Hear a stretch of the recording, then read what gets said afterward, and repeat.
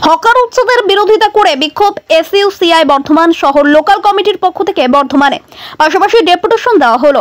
Hawker zone না করেই hawker উচ্ছেদের বিরোধিতা করে কয়েক দফা দাবি জানিয়ে বিক্ষোভ সমাবেশ পাশাপাশি ডেপুটেশন দেওয়া হলো মঙ্গলবার এসইউসিআই বর্ধমান শহর লোকাল কমিটির তরফে বর্ধমান সদর উত্তর মহকুমা শাসকের কাছে গরিব হকারদের স্বার্থে প্রশাসন যাতে উপযুক্ত পদক্ষেপ গ্রহণ করে তার আবেদন রাখা হয় এসইউসিআই শহর বর্ধমান লোকাল কমিটির তরফে।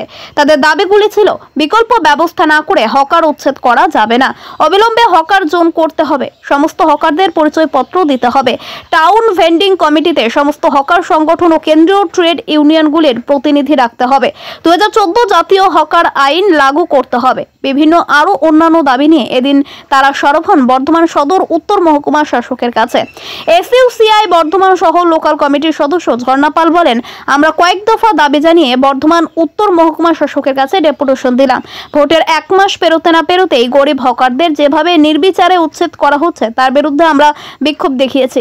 আমাদের অনুরোধে মঙ্গলবার হকার উচ্ছেদ বন্ধ রাখা হয়েছে, আপাতত স্থগিত থাকছে হকার উচ্ছেদ। আমরা আশা রাখবো নিশ্চয়ই প্রশাসন সব দিক বিচার বিবেচনা করেই হকার উচ্ছেদ কর্মসূচি করবে।